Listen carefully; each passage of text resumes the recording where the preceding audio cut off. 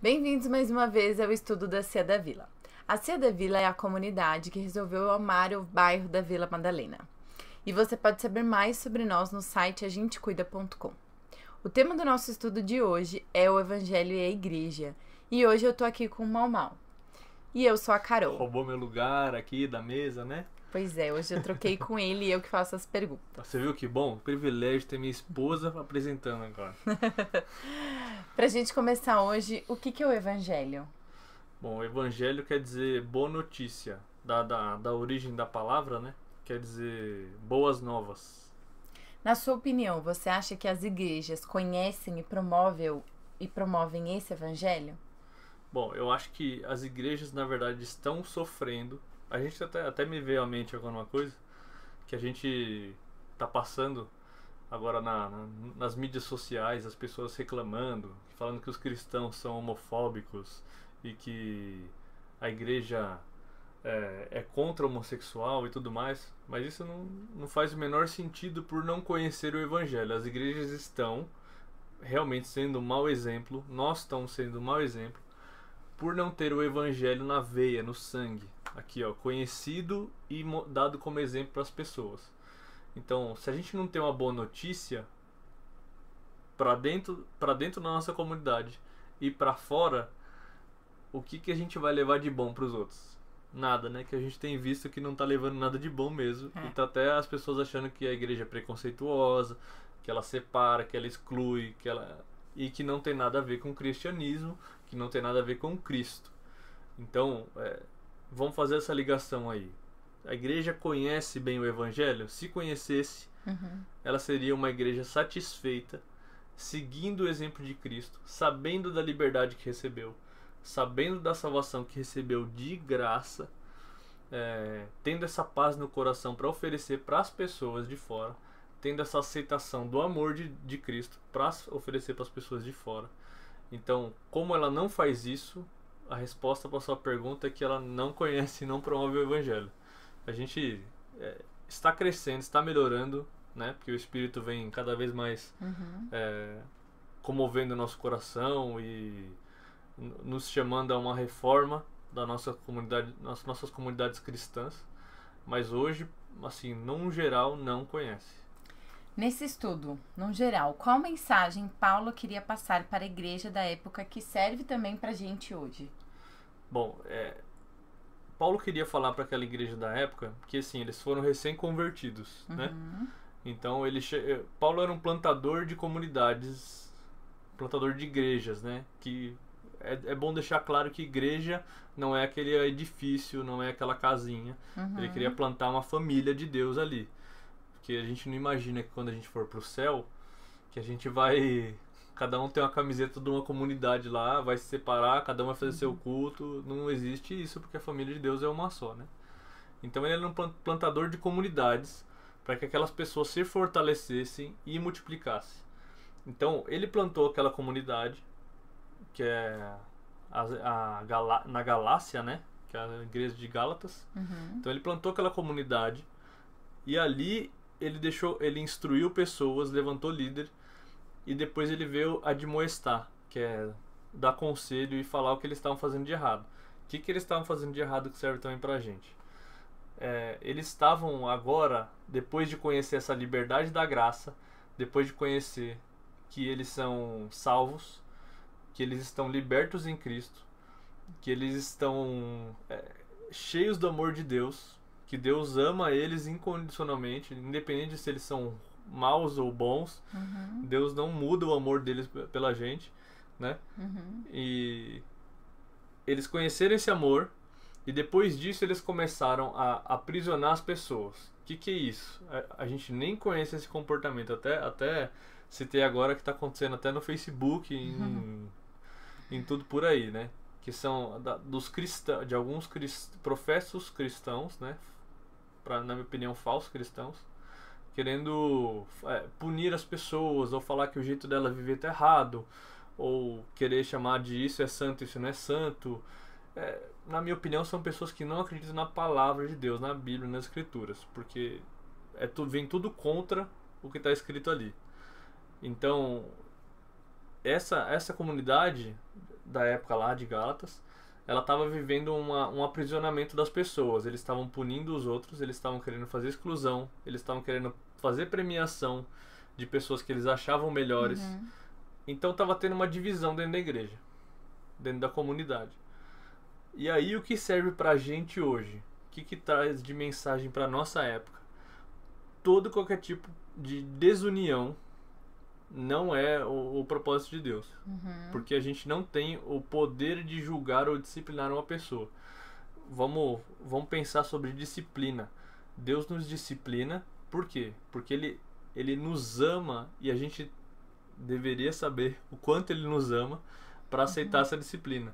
Agora, quando a gente disciplina um outro irmão e a gente pensa assim, eu amo esse irmão, assim como Deus me ama, acho que não vai chegar perto, né? A não ser que esse irmão fale pra você, ó, realmente você me ama como Deus me ama. Aí ele tá pronto para receber alguma coisa de você, alguma demonstração, uma disciplina, que era exatamente como as pessoas se sentiam em relação a Paulo.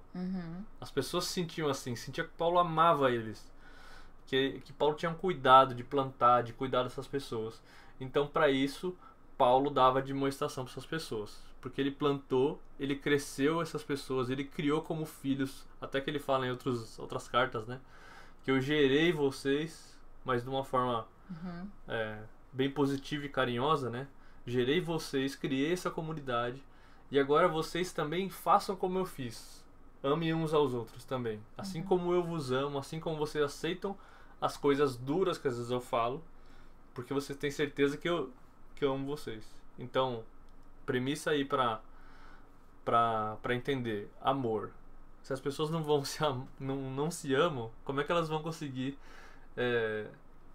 falar para outras pessoas, você tá errado, você é melhor, ou vamos excluir esse membro aqui porque esse aqui tá errando demais, tá pecando demais. Então tem um texto aqui que ele tá em Gálatas 5,15, que ele diz assim, ó, se vós, porém, vos mordeis e devorais uns aos outros, né, que ele tá citando que as pessoas ali dentro se atacam mesmo, dentro da própria comunidade. E vou dizer assim, que já é esperado, né? É esperado que as pessoas vão ter faísca, vão ter fagulhas, vai ter choques, né? De realidade, cada um vendo uma realidade diferente. Até eu e você, Carol, quando a gente vem de casa diferente, tem choque de realidade. Então, as pessoas vai ter faísca mesmo, mas ele diz assim, ó, porque vós, irmãos, fostes chamados à liberdade, porém não useis da liberdade para dar ocasião à carne, ou seja, aos próprios prazeres, aos próprios desejos. Você sabe que vocês são livres, que o Evangelho trouxe essa liberdade para vocês, que vocês agora não têm obrigação diante de Deus, porque Ele ama você independente de você ser ruim ou ser bom, independente de ser dos seus pecados. Ele ama você acima disso. Então vocês receberam a liberdade, mas não para vocês darem ocasião à carne, aos prazeres, aos pecados, mas antes sede servos uns dos outros, pelo amor que Cristo gerou nessa comunidade. Então, o que ele tem falado, o que ele está falando aí é assim, você entendeu que você é livre? Entendeu, beleza. Mas não vai usar essa liberdade para você voltar pro pecado, para você voltar para fazer o mal pro outro. Entende essa liberdade como que você pode fazer o bem agora sem peso, né? Que agora não tem uma obrigação de você fazer o bem, mas você não vai voltar para aquele entendimento assim, que eu posso ser mal aqui dentro dessa comunidade, porque essa comunidade não é para esse propósito. Sim. Né? É o propósito de carregar o evangelho e espalhar para o mundo, né? Correto. Quando Paulo diz em Gálatas 6,10, por isso, enquanto tivermos oportunidade, façamos o bem a todos, mas principalmente aos da família da fé. O que ele quer dizer com isso no meio de tanta instrução sobre o que eles entenderam de errado? Bom, esse é um texto assim que parece até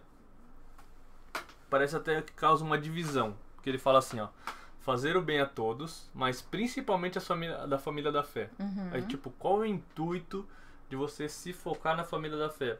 Até porque todo que a gente vê em torno do evangelho é o chamado de Cristo para o id, né?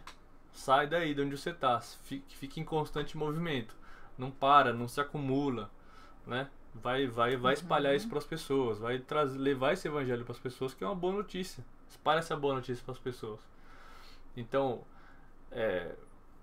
por que a gente vai ficar dentro da comunidade? Aí tem outro entendimento, que é o que ele está falando no capítulo inteiro, que é que vocês estão fazendo mal para as pessoas de dentro. Vocês estão sendo um mau exemplo. Por que vocês vão levar para alguém uma boa notícia que vocês não vivem? Que ela não é realidade para vocês. Isso é complicado. Né? A gente já passou por algumas comunidades na vida, até de outras denominações, de várias denominações, na verdade. E tem coisas positivas em todo mundo, lógico.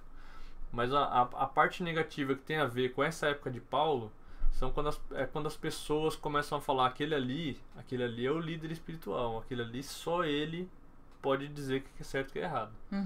Ou aquele ali é o imprestável, ele está prestes a ser jogado para fora das portas da igreja porque ele não serve para nada. Ao invés disso, o que ele está falando? Ele está mudando aqui, ó. Faça o bem até para os de dentro, principalmente da família da fé, para que esse entenda a graça que estão vivendo e vocês mesmos entendam como é que é oferecer essa graça, essa boa notícia, esse evangelho. O que é esse evangelho? O evangelho é que vocês estão salvos, que vocês não devem mais nada. Antes vocês achavam, ele traz no começo do capítulo, Paulo, né? Ele traz assim: antes vocês achavam que vocês eram prisioneiros, antes vocês achavam que vocês eram escravos da lei. Mas lembra que quando Deus prometeu lá para Abraão, vou abençoar você, vou abençoar sua descendência, vou abençoar todo mundo. Não é porque você é, pelo que você faz, vou abençoar todo mundo.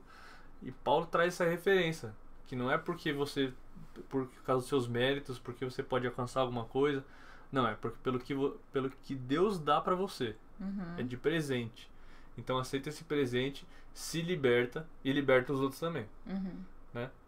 Então esse é o entendimento da graça. É muito importante entender a graça para viver na comunidade. Por quê? Porque se não entender a graça, você não consegue fazer o bem às pessoas da família da fé. E a família da fé não entende a graça também. Deus quer realizar as coisas dele em família. Tem muitos exemplos na Bíblia, até por exemplo de Paulo, né? Que ele caiu do cavalo, Deus falou com ele, mas ele falou assim: eu vou mandar Ananias. Você vai ter que só ser curado por causa de Ananias. Ele queria fazer tudo em família. Sim. Então quando ele fazia a cura, os discípulos participavam, eles estavam junto na cura. Então, mais exemplos que ele queria fazer tudo em família. Que entendimento que a gente tem disso? Fazer bem da família da fé. Resumindo, que as pessoas entendam dentro da comunidade o que é a graça, o que é esse evangelho, para poder ter o que falar para os outros. Claro. Para poder ter o que divulgar. As boas novas do evangelho, né? Exatamente. Tá ótimo. Gente, muito obrigada por estarem conosco nesse estudo. A gente espera ter trazido muita relevância espiritual para vocês e até a próxima. Obrigado, gente. É um prazer estar aqui com a minha esposinha. Primeira vez que ela participou. Espero que ela tome coragem para fazer mais e participe de outras. Até mais. Até mais.